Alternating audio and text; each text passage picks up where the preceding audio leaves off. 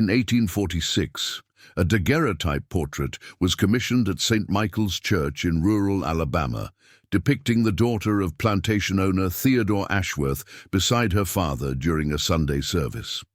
The young woman, visibly heavy-set and wearing an elaborate dark dress that concealed her figure, appeared somber and distant in the image. For over 170 years, the photograph remained stored in a church archive, labeled simply as Ashworth Family Portrait. In 2019, a descendant named Marcus Green discovered the image while researching his family tree and noticed something unsettling.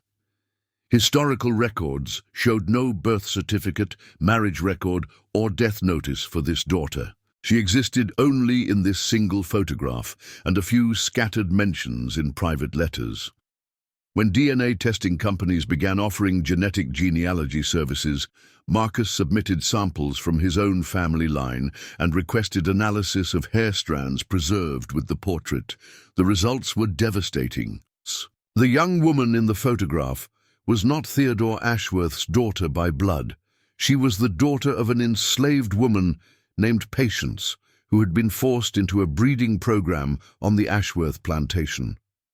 The obese appearance was actually advanced pregnancy, deliberately obscured by clothing and framing. The DNA revealed that Marcus himself was a direct descendant of this woman, whose name had been erased from every official record except this haunting photograph. What followed was a 3-year investigation that uncovered a systematic program of forced reproduction, falsified birth records, and a network of complicit church officials who helped wealthy plantation families conceal the origins of mixed-race children. The photograph became evidence in a groundbreaking case that would force Alabama to confront a hidden chapter of its history, one that had been buried in church basements, family Bibles, and coded correspondence for over a century and a half. Before we continue, subscribe and turn on notifications. Here we unearth secrets buried by official history and give voice to what has been silenced. Chapter 1. The Portrait in the Basement. 175 years after it was taken, the daguerreotype sat in a cardboard box marked Miscellaneous, 1840s, in the basement archives of St. Michael's Episcopal Church in Wilcox County, Alabama. The air was thick with mildew, and water damage had destroyed dozens of similar boxes, but this one had survived relatively intact on a higher shelf. Marcus Green wasn't looking for family secrets when he volunteered to help digitize the church's historical records in the summer of 2019. He was simply a local history teacher with an interest in preservation and a vague connection to the area through his grandmother's stories. She had always insisted their family had deep roots in Wilcox County, but the official genealogical records showed his ancestors arriving only after the Civil War. The photograph appeared unremarkable at first glance. A stern-faced white man in his 50s stood beside a young woman, perhaps 20 years old, wearing an elaborate mourning dress with excessive fabric gathered around her midsection. Her face was round and pale, her eyes looked downward, and her expression carried an emptiness that made Marcus pause. Something about her posture seemed wrong, not the stiffness typical of early photography, but a kind of resignation. The handwritten label on the back read, Theodore Ashworth and Daughter, Easter Sunday Service, April 1846. Marcus photographed the image with his phone and continued sorting through the boxes. But that evening he couldn't stop thinking about the young woman's face. He began searching census records, church baptism logs, and county vital statistics databases. Theodore Ashworth appeared in multiple documents. He owned a cotton plantation of 840 acres and, according to the 1850 slave schedule, held 47 enslaved people. But his daughter existed nowhere.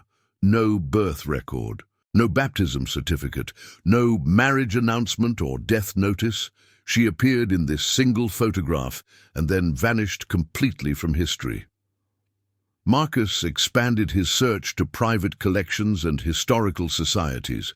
In the archives of the University of Alabama, he found a collection of letters from Theodore Ashworth to his brother in Charleston. One letter, dated May 1846, just 1 month after the photograph was taken, mentioned the resolution of a delicate family matter and thanked his brother for discretion regarding our arrangement with the parish. Another letter from 1847 referenced the successful relocation of P's child to our cousin's household in Mobile, where she will be raised appropriately and the matter permanently settled. P's child. The phrase stuck in Marcus's mind. Who was P? He returned to the church archives and requested access to the plantation records that had been donated by the Ashworth family estate in 1923. Among the mundane inventories of cotton yields and equipment purchases, he found a separate ledger marked Household Accounts. Inside were records of cloth purchases, food rations, and medical expenses for enslaved workers. One entry from January 1846 simply noted, Patients, confinement expenses, Dr. Morrison, 8. Confinement, the Victorian euphemism for childbirth. Marcus's hands trembled as he cross-referenced the dates. The photograph was taken in April 1846. Patience's confinement was recorded in January, roughly 3 months earlier. The timeline suggested something horrifying. The young woman in the photograph, presented as Theodore Ashworth's daughter, might have been Patience herself, photographed while pregnant and then disappeared from all records afterward. But there was another possibility, even more disturbing. What if the young woman was indeed being presented as Ashworth's daughter, a child of Patience who had been born years earlier and raised in the household, then photographed while herself pregnant through another act of forced reproduction? Marcus needed answers. He contacted a genetic genealogy company and explained his research.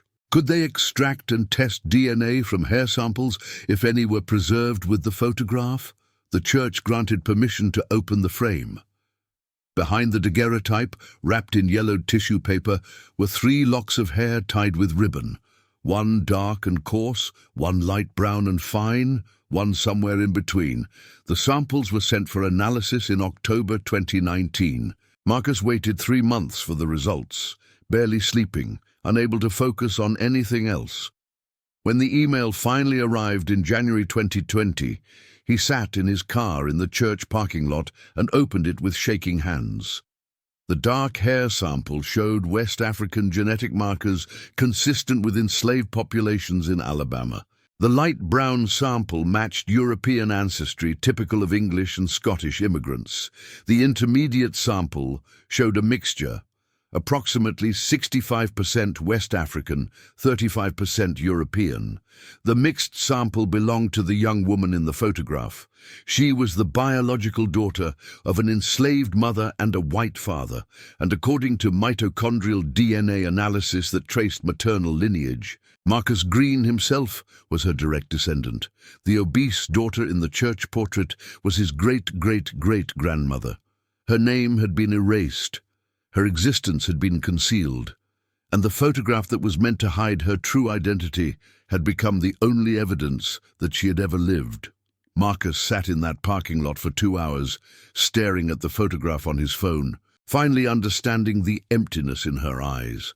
She wasn't posing as someone's daughter. She was being displayed as property, her pregnancy hidden beneath fabric, her humanity denied, her future already decided by men who would erase her from history.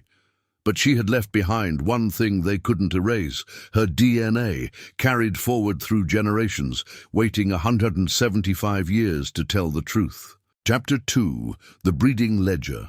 Marcus Green contacted Dr. Helena Thornton, a historian at Auburn University who specialized in slavery and plantation economies.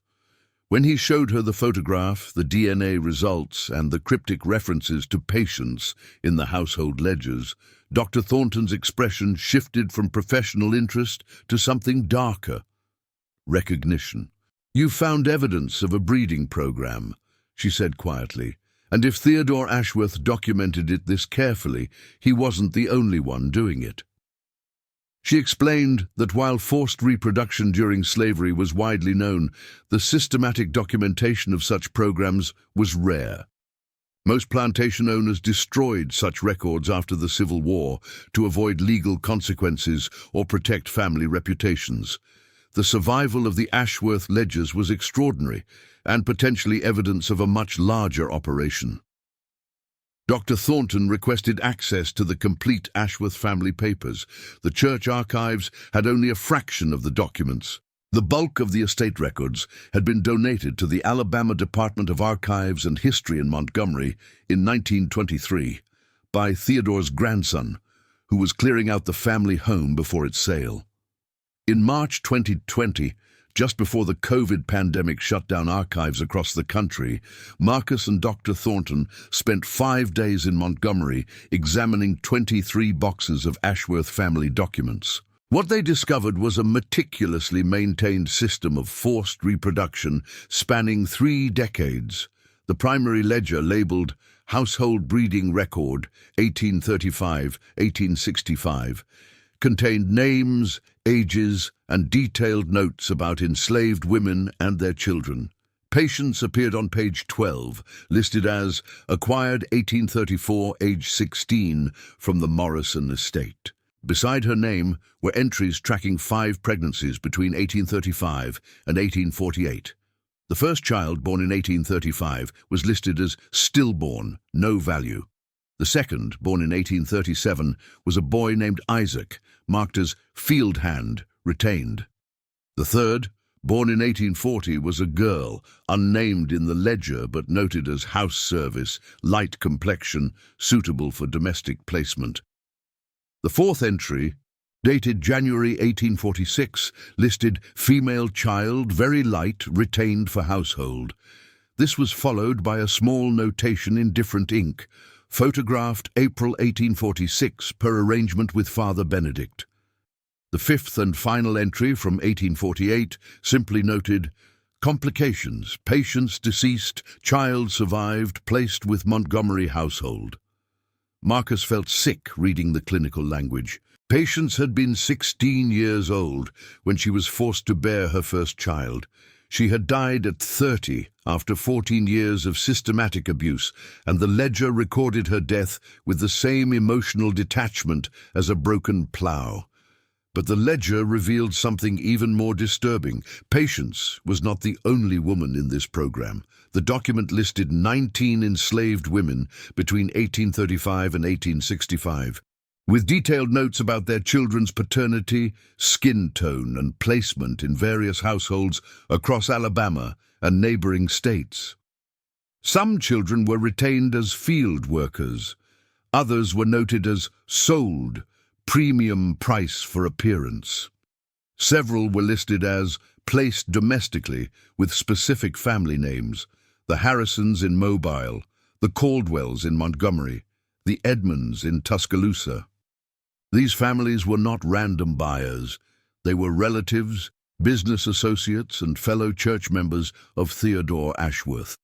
The children were being distributed through a network of wealthy families who raised them in ambiguous positions.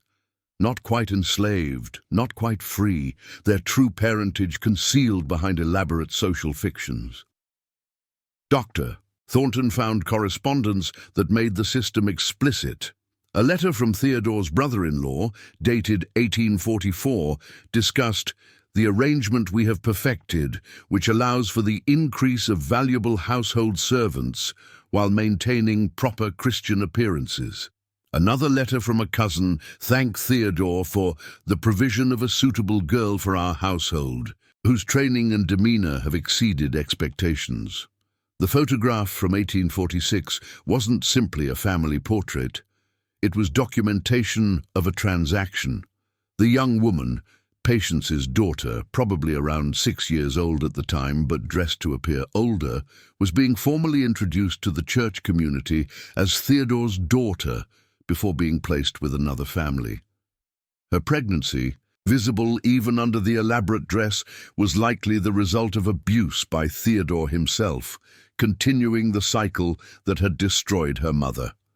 The DNA evidence confirmed it. The hair samples showed that the young woman in the photograph shared genetic markers with both Patience's West African ancestry and European ancestry, matching the Ashworth family line. Theodore Ashworth was both her grandfather and the father of her unborn child. Marcus had to leave the archive. He walked outside into the March afternoon and vomited in the bushes behind the building. Dr. Thornton found him 20 minutes later, sitting on a bench with his head in his hands.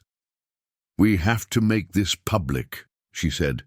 "This isn't just your family's story. There are 19 women in that ledger and dozens of children.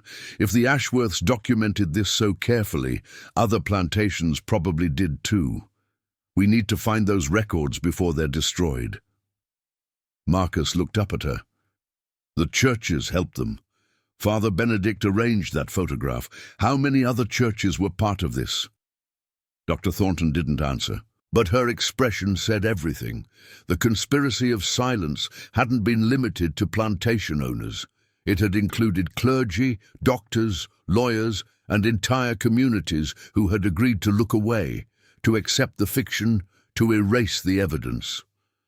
Now, invite the viewers to leave in the comments where they're watching from and what time it is right now. I want to know how far these silent stories reach. Chapter 3. The Church's Complicity. Father Benedict's name appeared repeatedly in the Ashworth correspondence, but St. Michael's Church had no comprehensive records of his tenure.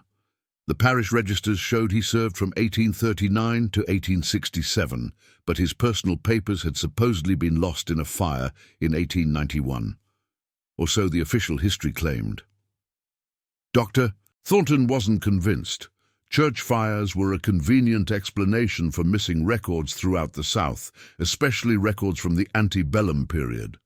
She contacted the Episcopal Diocese of Alabama and requested access to any surviving correspondence or reports from rural parishes during the 1840s. The diocese archivist, an elderly man named Mr. Peterson, was initially dismissive. "We've had researchers make similar requests before," he explained over the phone. "The fact is, most plantation-era churches kept minimal records, and what did exist was often destroyed during reconstruction or later fires. But when Dr. Thornton mentioned Father Benedict by name and referenced the Ashworth photograph, Peterson's tone changed. "Give me a few days," he said. "There might be something." 4 days later, Peterson called back. He had found a collection of letters in a mislabeled box marked Bishop's Correspondence, 1850-1870. Among routine administrative matters were several letters from Father Benedict to Bishop Wilmer, written between 1844 and 1852. The letters were carefully worded but revealing.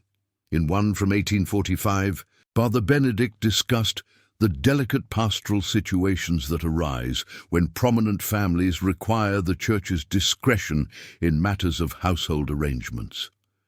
He sought the bishop's guidance on providing Christian legitimacy to children of uncertain parentage while maintaining the social proprieties that govern our community. Bishop Wilmer's response, dated 2 months later, was chilling in its practicality. "The Church has always served as a mediator between divine law and human weakness. In cases where prominent families have acted charitably in raising children who might otherwise suffer destitution, it is appropriate for the Church to facilitate their integration into Christian society through baptism and formal recognition, provided the arrangements are conducted with proper decorum. In other words, the Church would legitimize children born from rape and forced reproduction as long as the families involved maintained appearances and continued their financial support of the parish." Father Benedict's letters revealed the mechanics of this system. Families would bring mixed-race children to private baptisms, often held early in the morning or late in the evening when the church was otherwise empty. The baptismal records would list the children under the family's surname, with parentage either left blank or attributed to deceased relatives. In some cases, entire fictitious genealogies were created, with the church providing official documentation that could be used in legal proceedings or social introductions. The photograph of the young woman in 1846 fit this pattern perfectly. She was being documented as part of the Ashworth family before being transferred to relatives in Mobile. The church portrait served as visual evidence of her supposed legitimacy, proof that she had been publicly acknowledged in a Christian setting, photographed alongside her father during a sacred occasion. Marcus and Dr. Thornton obtained copies of St. Michael's baptismal records from the 1840s. The entries were sparse and often incomplete, but several matched names from the Ashworth breeding ledger. Children listed as placed domestically in the Plantation records appeared months or years later in church baptisms under different surnames, their enslaved mothers erased entirely from the documentation. One entry from 1847 recorded the baptism of Mary Elizabeth Harrison, daughter of Robert and Catherine Harrison of Mobile. But the Ashworth ledger listed a girl born to Patience in 1846 and placed with the Harrison household in Mobile that same year. The ages matched, the timing matched. Mary Elizabeth Harrison was almost certainly Patience's daughter, Marcus's great-great-great-grandmother, given a new identity through church records, Dr. Thornton expanded the investigation to other Episcopal parishes in the region. She found similar patterns in at least 7 churches across Alabama, Mississippi, and Georgia.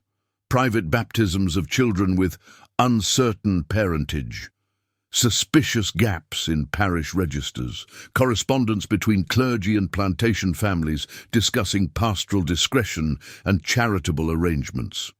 The churches hadn't simply looked away from the abuse. They had actively participated in concealing it, providing legal and social documentation that allowed wealthy families to traffic children born from rape while maintaining their status as respectable Christians. In May 2020, Dr. Thornton published a preliminary article in the Journal of Southern History titled Sacred Complicity: Episcopal Churches and the Concealment of Forced Reproduction in Antebellum, Alabama. The response was immediate and polarizing.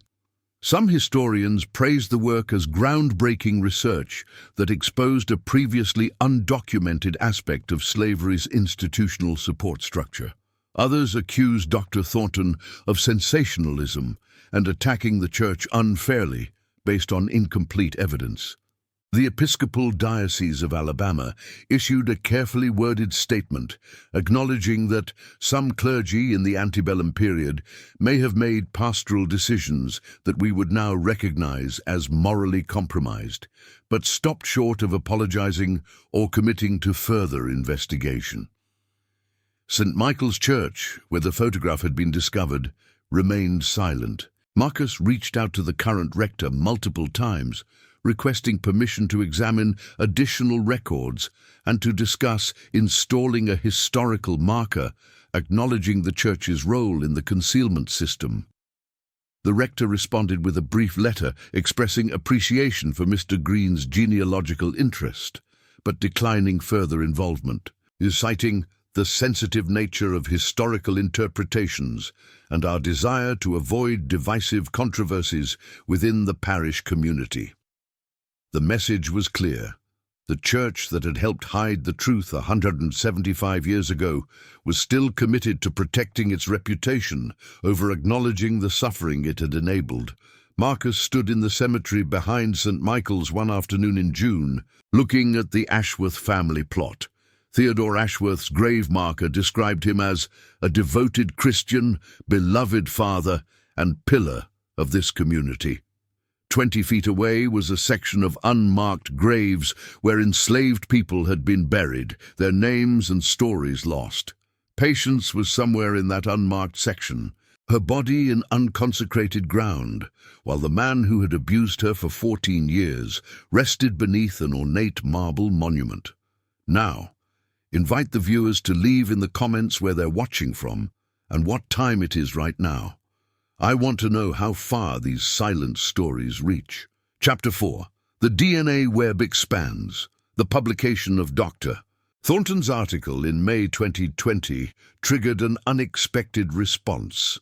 Emails from dozens of people across the South who had encountered similar mysteries in their own family research. Many were Black Americans who had discovered European ancestry in DNA tests but couldn't find the connections in historical records. Others were white descendants of plantation families who had found references to wards, adopted children, or household servants in their ancestors' documents, but no explanation of who these people actually were. Marcus created a private Facebook group called Hidden Genealogies, uncovering plantation breeding programs to coordinate research. Within 3 months, the group had 400 members sharing documents, photographs, and DNA results. The patterns that emerged were disturbing in their consistency. Across Alabama, Mississippi, Georgia, Louisiana, and South Carolina, dozens of families had participated in similar systems. Enslaved women were forced to bear children, often by the plantation owners themselves or their male relatives. The children, if light-skinned enough, were placed with extended family members or business associates, baptized under false identities, and raised in ambiguous positions that allowed them to serve the household while maintaining the fiction of legitimacy. One member, a woman named Teresa Caldwell from Mobile, shared a photograph nearly identical to the one Marcus had found. It showed her great-great-great-grandfather, a wealthy cotton merchant named Robert Caldwell, standing beside a young girl in an elaborate white dress. The photograph was dated 1847, and family law had always claimed the girl was Robert's daughter from a previous marriage. But Teresa's DNA test showed significant West African ancestry that couldn't be explained by any documented relationships in her family tree. She had contacted Marcus after reading about the Ashworth case, wondering if her family had participated in the same system. Marcus and Dr. Thornton examined the Caldwell family papers, which had been preserved in a mobile historical society. They found correspondence between Robert Caldwell and Theodore Ashworth discussing the arrival of the girl you recommended and thanking Ashworth for the excellent training she has received in your household. The dates matched. The girl in the Caldwell photograph was almost certainly one of the children from the Ashworth breeding ledger, placed with the Mobile household in 1847. Teresa was her direct descendant. DNA testing revealed the deeper web of connections. When members of the Facebook group uploaded their genetic data to databases like GED Match and Family Tree DNA, the matches showed interrelationships across multiple plantation families. Children born to enslaved women in Alabama appeared in family trees in Mississippi, Georgia, and Louisiana. The breeding programs weren't isolated, they were networked. Dr. Thornton began mapping the connections using genealogical software. The visualization showed at least 35 plantation families across 5 states who had exchanged children born from forced reproduction between 1835 and 1865. The system operated like an underground railroad in reverse, moving mixed-race children away from their places of birth to prevent recognition and maintain the fiction of white legitimacy. The churches were central to this network. Episcopal, Presbyterian, and Methodist parishes across the region had clergy who participated in the baptismal falsifications, creating a paper trail that allowed the children to be legally recognized as white. Some clergy appeared in multiple parishes' records, suggesting they traveled between congregations to perform these clandestine ceremonies.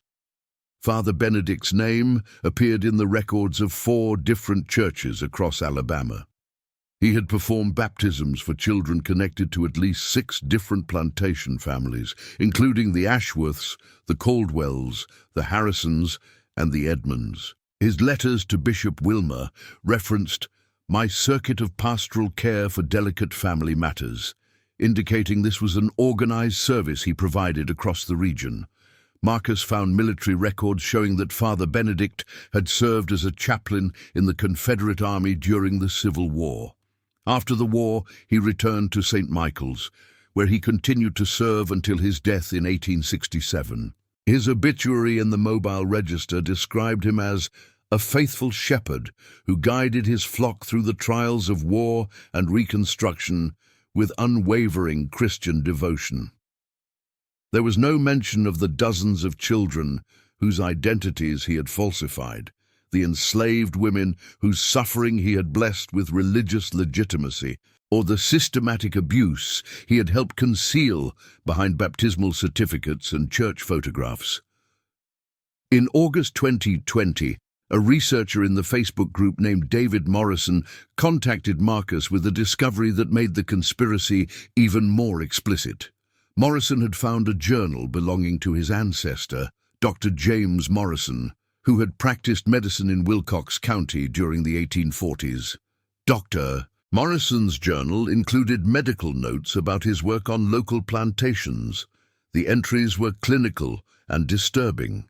He recorded performing examinations of enslaved women to determine their breeding suitability, treatments for complications during forced pregnancies, and even crude attempts at skin bleaching treatments for newborns to make them appear more European.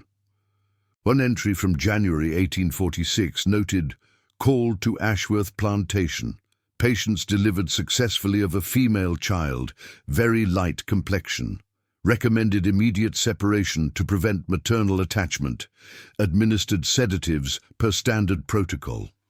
This was the birth referenced in the Ashworth ledger, the child who would be photographed 3 months later as Theodore's daughter. Dr. Morrison had been present at her birth and had recommended separating her from patients immediately to facilitate the transfer to the Ashworth household. Other entries revealed that Dr. Morrison provided similar services for multiple plantation families, creating a medical infrastructure that supported the breeding programs. He performed abortions when pregnancies were deemed unsuitable, treated injuries from resistance or escape attempts, and provided documentation that could be used to support the fictitious genealogies created by the churches. The journal also mentioned payments. Dr. Morrison charged premium fees for his discretion, receiving extra compensation for sensitive household consultations beyond his normal medical practice. The breeding programs weren't just morally corrupt, they were profitable for everyone involved. Marcus compiled all of this evidence into a 40-page report that he submitted to the Southern Poverty Law Center in September 2020, requesting their assistance in pursuing historical justice and recognition. He also contacted the Episcopal Church's national leadership, demanding a formal investigation into the Church's institutional role in concealing forced reproduction during slavery. The responses were bureaucratic and cautious. The SPLC acknowledged receipt and assigned a researcher to review the materials. The Episcopal Church expressed concern about these historical allegations and promised to consider appropriate responses in consultation with our diocesan leadership. But no concrete action followed. The institutions that had protected these secrets for 175 years were still more interested in protecting themselves than acknowledging the truth. Marcus sat in his classroom one afternoon in October, looking at the photograph of his great-great-great-grandmother on his phone. She had been maybe 6 years old when this picture was taken, pregnant by her own grandfather, about to be shipped to another family and given a false identity. She had survived somehow, had lived long enough to have children who carried her DNA forward through 5 generations. But she had never had a name recorded in any document Marcus could find. Not her birth name, not her enslaved name, not the false name given by the Caldwell family. She existed only in this photograph, in the cold entries of the breeding ledger, and in the genetic evidence that proved she had lived. Marcus made a decision. If the institutions wouldn't act, he would. He began planning a public memorial service at St. Michael's Church to honor patients and the other women named in the breeding ledger. He would invite descendants, historians, and media. He would force the church to acknowledge what had happened in their building, on their consecrated ground, with their clergy's blessing. The truth had waited 175 years. It wouldn't wait any longer. Chapter 5. The Memorial Battle. Marcus Green sent a formal request to St. Michael's Episcopal Church in November 2020, proposing a memorial service for patients and the 18 other enslaved women named in the Ashworth breeding ledger. He included historical documentation, DNA evidence, and letters from 23 descendants who had been identified through genetic genealogy research. The church's vestry met to consider the request in December. After 3 weeks of deliberation, they sent a carefully worded response declining to host the memorial. The letter, signed by the rector and senior warden, expressed deep sympathy for the suffering experienced by enslaved people, but argued that hosting a memorial service based on allegations against a former member of our clergy would be inappropriate without definitive proof of wrongdoing. Marcus read the letter in disbelief. Definitive proof? He had ledgers documenting the births, correspondence discussing the placement system, DNA evidence confirming the relationships, and Father Benedict's own letters describing his role in providing Christian legitimacy to the children. Dr. Thornton was less surprised. "They're protecting their institutional reputation," she explained. "Acknowledging the memorial would mean acknowledging the Church's active participation in the system. That opens them to demands for reparations, historical markers, formal apologies, things that could cost money and prestige." Marcus decided to hold the memorial anyway, on public land adjacent to the church property. He reserved space in the small park across the street from St. Michael's for a ceremony on April 10, 2021, 175 years to the day after the photograph of his ancestor had been taken. He created an event page and began inviting descendants, historians, and supporters. The response was overwhelming. Over 200 people confirmed attendance, including descendants of enslaved families, scholars researching plantation histories, and activists from organizations focused on historical justice. The church leadership grew nervous as publicity around the event increased. Local media began covering the story, and the rector received calls from diocesan officials concerned about the optics of protesters gathering across from an Episcopal church. In March, the vestry sent another letter offering a compromise. They would host a private reconciliation conversation with Marcus and a small group of descendants, but asked him to cancel the public memorial. Marcus refused. "They want to deal with this quietly, behind closed doors, so nothing changes," he told Dr. Thornton. "That's exactly how these secrets survived for 175 years. I'm done with quiet." The week before the memorial, tensions escalated. Someone, Marcus never discovered who, leaked the breeding ledger documents to conservative media outlets that framed the story as an attack on Southern heritage and Christian institutions.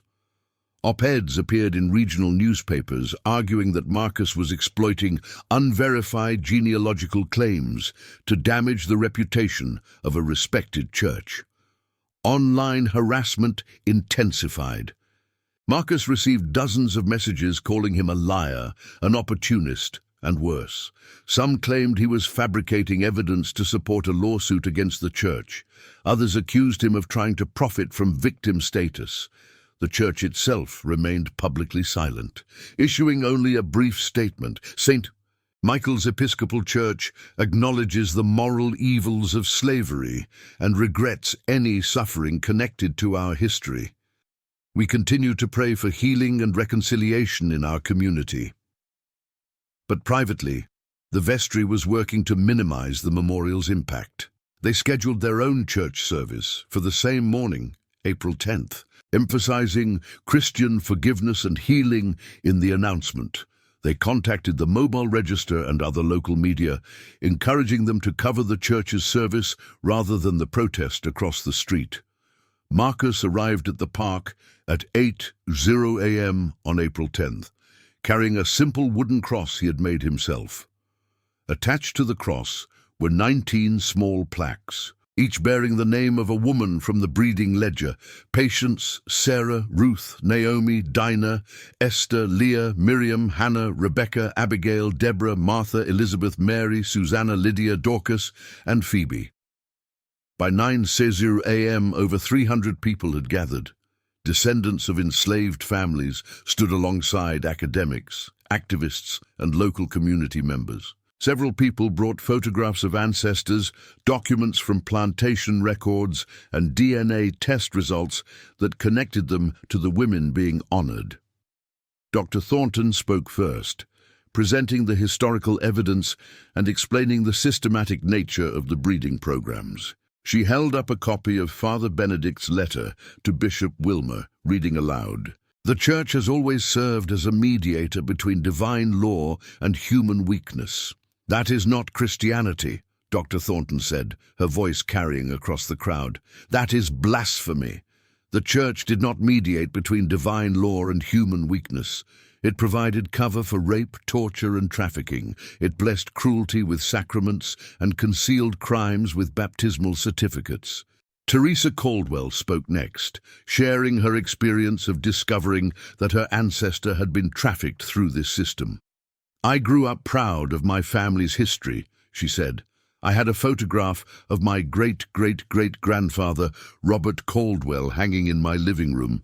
He looked dignified and respectable, but he purchased a 6-year-old girl who had been born from rape and raised her in his household as a servant, and my family has been telling lies about who she was for 175 years.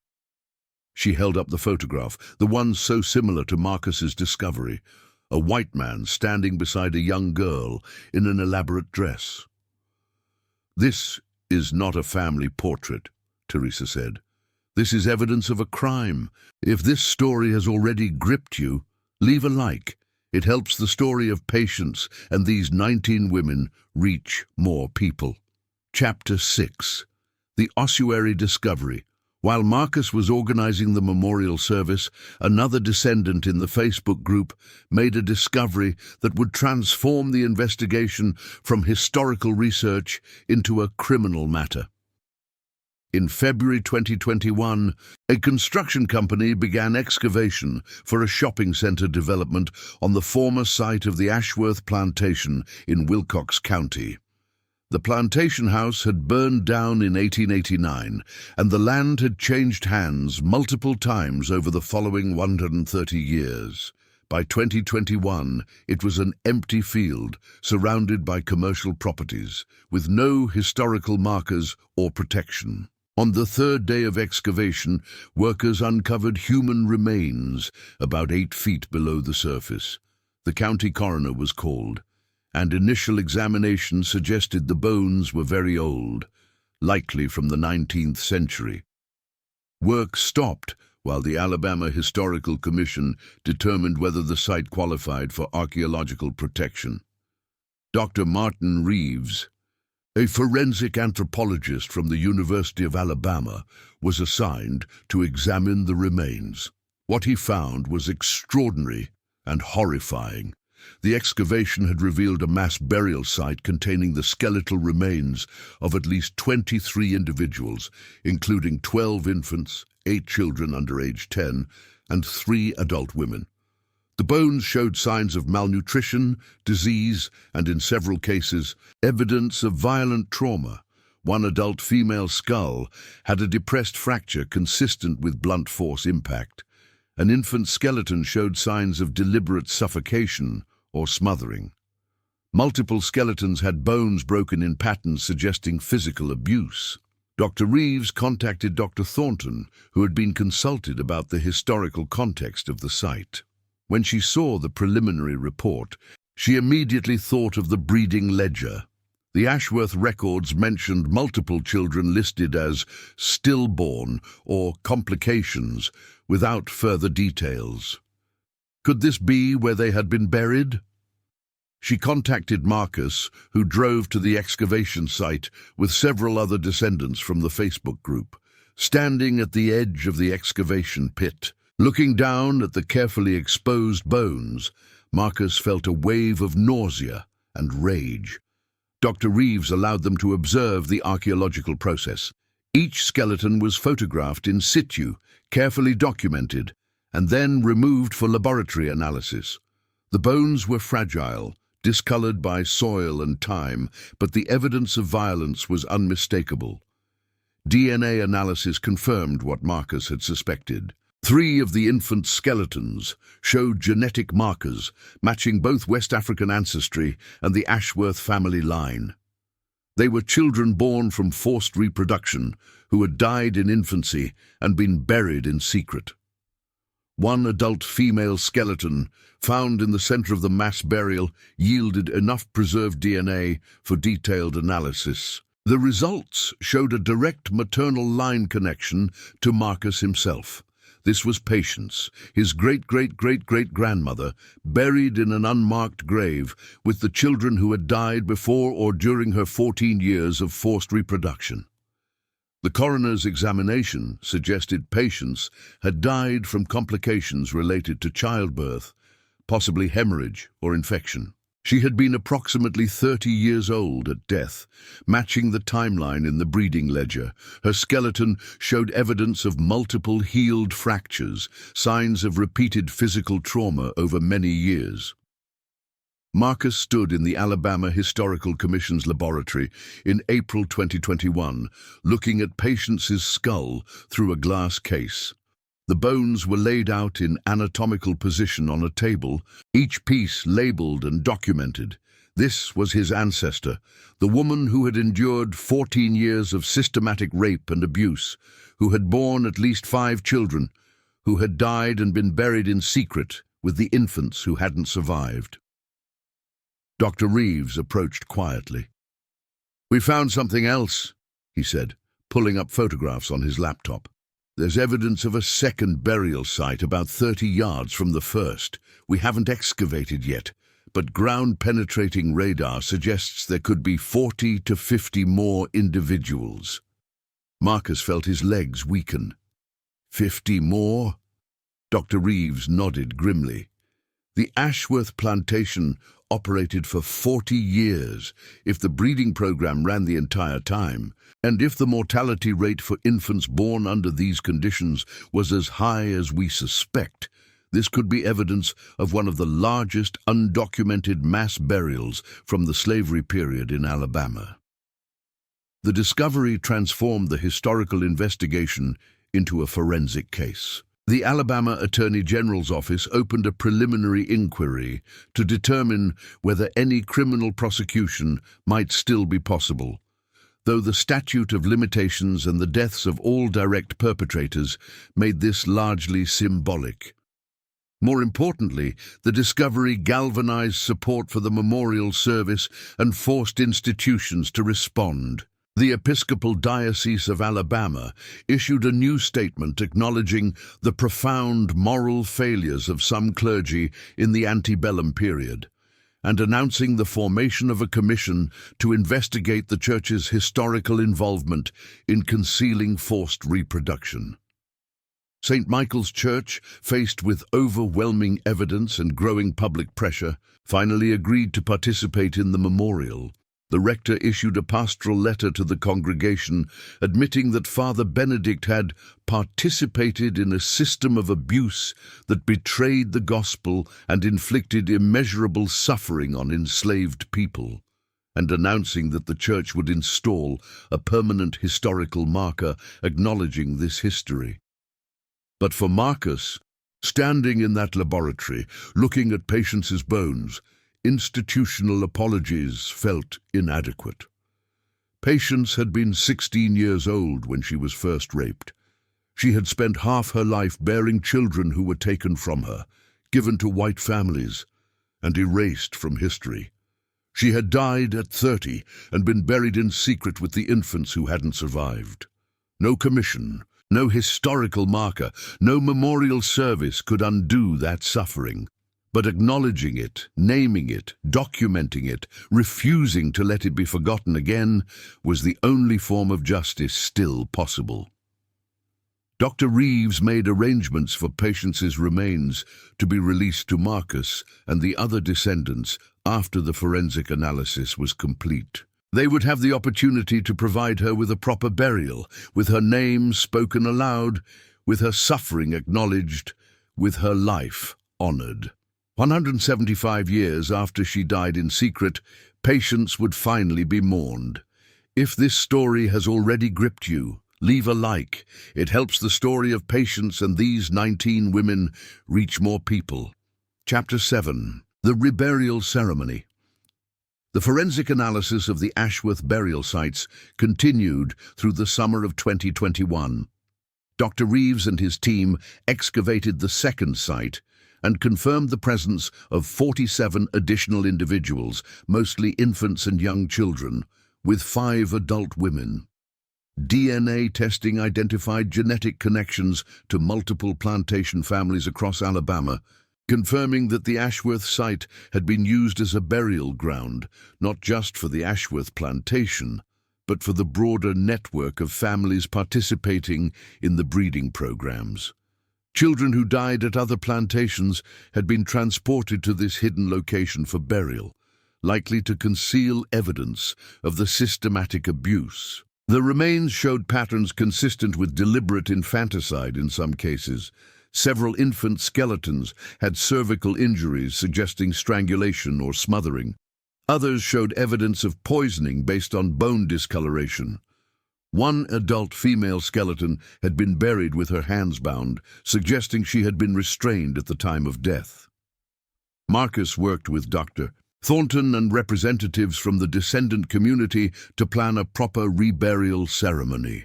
The Alabama Historical Commission agreed to designate the site as a protected historical burial ground, and the current landowner, a commercial real estate company, donated the 3 acres containing the burial sites to a non-profit formed by the descendants.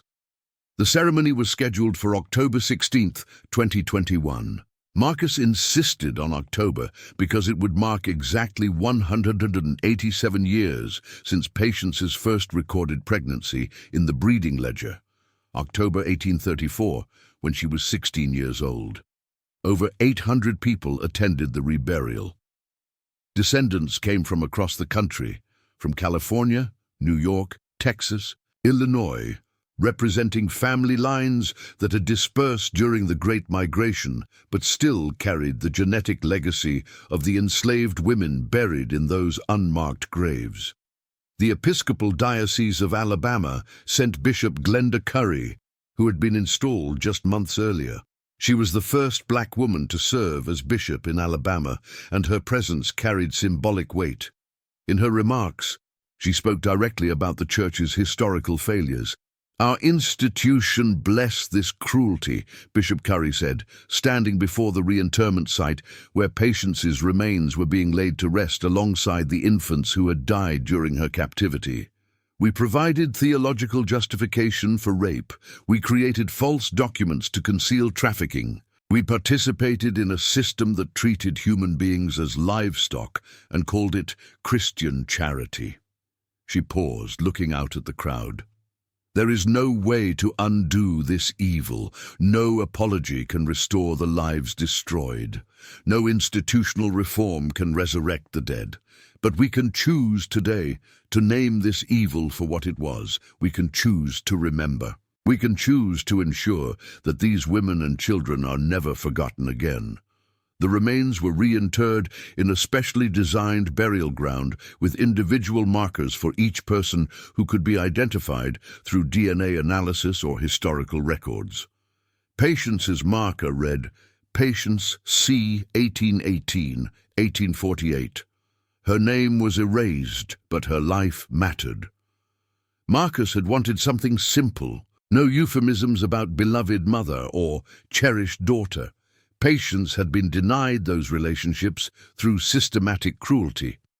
The marker simply acknowledged her existence and the injustice of her erasure.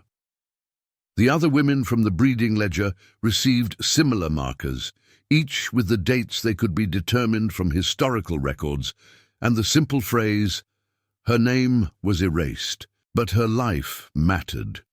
For the children whose identities couldn't be determined, a collective memorial was erected, a stone wall engraved with the names of the 19 women from the breeding ledger, surrounded by smaller stones representing each of the 70 infants and children whose remains had been found in the burial sites. The ceremony included readings from descendants, musical performances, and a period of silent remembrance. Teresa Caldwell read from a letter she had written to her ancestor, the girl in the photograph who had been trafficked to the Caldwell household in 1847. "I don't know your name. I don't know if you ever knew happiness, or if your entire childhood was defined by the abuse you endured. But I know you survived. You lived long enough to have children, and they had children, and eventually I was born. Your blood runs in my veins. Your DNA is written in every cell of my body, and I promise you, I will not let them erase you again." As the sun set over the reburial site, Marcus stood beside Patience's marker with his hand resting on the stone. He thought about the photograph that had started this entire investigation, the image of a young girl in an elaborate dress, her face empty, her pregnancy hidden, her identity falsified. That photograph had been taken as evidence of legitimacy, proof that Theodore Ashworth's daughter existed and could be transferred to another household without raising questions. It was meant to conceal the truth. Instead, 175 years later, it had revealed everything. The DNA preserved in hair samples had exposed the entire system, the breeding programs, the church complicity, the network of trafficking, the secret burials. The photograph that was supposed to hide Patience's daughter had become the key to uncovering Patience herself. "Doctor," Thornton approached as the last attendees were leaving. "The Alabama legislature is considering a bill to fund a comprehensive search for other burial sites," she told Marcus. "If the Ashworth plantation had this system, others probably did too. There could be dozens of hidden burial grounds across the state." Marcus nodded slowly. He was exhausted, emotionally, physically, spiritually. The past 2 years had consumed his life. He had lost friends who didn't understand his obsession with ancient history. He had received death threats. He had spent thousands of dollars on DNA tests, document research, and legal consultations. But he had given Patience a name. He had brought her out of the unmarked grave and into public memory. He had forced institutions to acknowledge what they had spent 175 years trying to hide. "I'll help with the search," Marcus said, "as long as it takes." Dr. Thornton smiled. "I figured you'd say that." They stood together in the gathering darkness, looking at the memorial wall with its 19 names and 70 unmarked stones. The wind moved through the oak trees surrounding the burial ground, carrying with it the faint sound of singing from a few remaining attendees. The dead had been silenced for 175 years, but the living had finally learned to listen. Chapter 8. The Legislative Battle. The Alabama House Bill 347, officially titled the Historical Burial Sites Investigation and Protection Act, was introduced in January 2022 by Representative Angela Morris, a black legislator from Montgomery, whose own genealogical research had revealed enslaved ancestors in her family tree. The bill proposed allocating $2.5 million to fund a 5-year project that would use ground-penetrating radar to survey former plantation sites for unmarked burial grounds, conduct archaeological excavations when burials were discovered, perform DNA analysis on remains to identify possible descendants, create a public database of burial sites and individuals, establish historical markers, and protected memorial spaces. The bill faced immediate opposition. Conservative legislators argued it was an unnecessary expenditure that would reopen old wounds and create divisive controversies by focusing on historical injustices. Others claimed it was fiscally irresponsible during a budget crisis. But the most vocal opposition came from descendants of plantation families and historical preservation societies that framed the issue as an attack on Southern heritage. A coalition called Preserve Alabama History launched a campaign against the bill, arguing that it would denigrate the memory of respected Alabama families and promote a biased interpretation of complex historical periods. Marcus testified before the Alabama House Committee on State Government in March 2022. He brought the photograph of his ancestor, the breeding ledger, and a small wooden box containing soil from Patience's reburial site. "This bill isn't about attacking anyone's heritage," Marcus told the committee. "It's about acknowledging the people whose heritage was stolen from them. Patience didn't get to pass down stories to her children because her children were taken away and given false identities. The 70 infants buried with her didn't get to have any heritage at all because they died in secret and were buried in unmarked graves." He held up the photograph. "This image has been in a church archive for 175 years. Nobody looked at it and saw a crime. They saw a family portrait. It took DNA testing and 2 years of research to reveal what it really was: evidence of systematic rape, trafficking, and murder." He set the box of soil on the table.